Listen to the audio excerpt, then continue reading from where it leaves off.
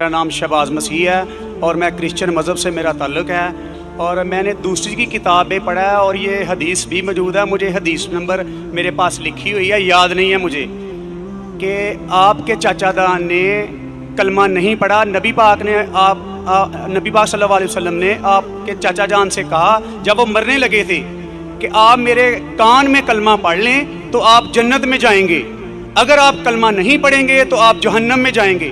میرا آپ سے یہ سوال ہے، کیا آپ کا سارا خاندان نبی پاک کے والدین، نبی پاک جب پیدا ہونے والے تھے تو 6 ماہ پہلے آپ کے والد فوت ہو گئے تھے، اور 6 سال بعد آپ کی والدہ، 40 سال بعد آپ کو نبوت ملی ہے.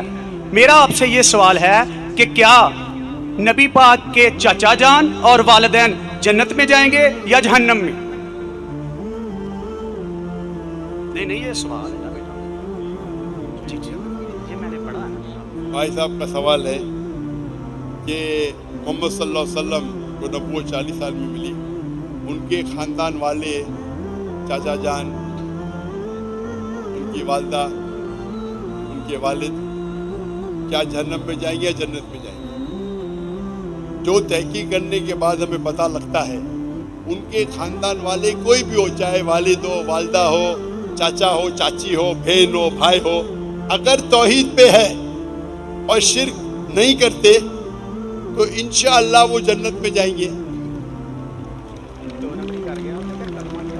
اللہ کے رسول کے آنے کے پہلے، اللہ کے رسول نبوت اعلان کرنے کے پہلے، اگر کوئی شخص اللہ پہ یقین رکھتا ہے، ایک اللہ کی عبادت کرتا ہے اور شرک نہیں کرتا ہے، اس ٹائم اللہ کے رسول نے نبوت کا دعویٰ نہیں کیا تھا تو نبوت ضروری نہیں تھی کہ محمد صلی اللہ علیہ وسلم پہ ماننا جنت میں جانے کے لیے. اس وقت آپ کو ماننا چاہیے کہ اللہ ایک ہے، اللہ کے ساتھ کسی کو شریک نہیں کرنا چاہیے.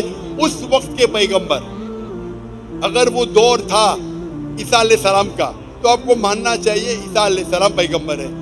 اگر وہ دور تھا موسیٰ علیہ السلام کا تو ماننا چاہیے موسیٰ علیہ السلام پیغمبر ہے. اگر کوئی دوسرا دور تھا، لیکن لازم ہے کہ آپ کو ماننا چاہیے کہ اللہ ایک ہے اور اس کے ساتھ کسی اور کو شریک نہیں کرنا چاہیے. تو آپ کس کی بھی تحقیق کرو، والد، والدہ، بھائی، بہن، جو بھی ہے،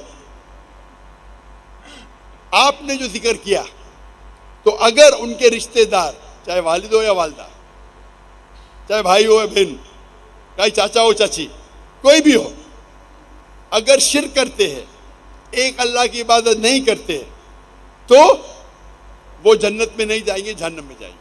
آپ نے جو کہا، ایک حدیث کا ذکر کیا، آپ کو حوالہ نہیں پتا تھا کیا ان کے چچا، آپ صحیح فرماتے، ان کے چچا ابو طالب، انہوں نے اللہ کے رسول کو پروٹیکٹ کیا، ان کو محفوظ رکھا دشمنوں سے، کیونکہ وہ اپنے قبیلے کے تھے. لیکن وہ یہ نہیں مانتے تھے کہ اللہ ہی کے اور اللہ کے رسول محمد صلی اللہ علیہ وسلم کے پیغمبر ہیں، لیکن اپنے جان سے بڑھ کر ان کی حفاظت کی. اسی لیے اللہ کے رسول چاہتے تھے کہ ان کے چچا اسلام قبول کرے، لیکن انہوں نے قبول نہیں کیا. آپ کا کہنا ہے کیا وہ جنت میں جائیں گے؟ نہیں، کیونکہ انہوں نے اسلام نہیں قبول کیا. اللہ کے رسول نے اپنے رسالت کا اعلان کر چکے تھے، وہ ان کی حفاظت کیے، ان کی مدد کی، اپنے جان سے بڑھ کر کی. لیکن کیونکہ انہوں نے ایک اللہ اور اللہ کے رسول کو یہ نہیں مانا کہ وہ اللہ کے رسول تھے، اسی لیے وہ جنت میں نہیں جائیں گے. مفسرین یہ کہتے ہیں، محدث یہ کہتے ہیں کہ ان کو سب سے کم دوزخ میں سب سے کم سزا ملے گی. یہ ان کی تشریح ہے. لیکن کیونکہ وہ اللہ کے رسول کے پیغام کو ایکسیپٹ نہیں کیے، وہ نہیں مانتے تھے کہ محمد صلی اللہ علیہ وسلم اللہ کے رسول ہے، اسی لیے وہ جہنم میں جائیں گے. تو رشتہ دار ہونے کی وجہ سے کوئی اللہ کے رسول کے یا کوئی اچھے انسان کے آپ کو جنت نہیں ملیں گی. جنت میں جاننے کے لیے آپ کو ماننا پڑے گا کہ اللہ ایک ہے اور اللہ کے آخری رسول محمد صلی اللہ علیہ وسلم.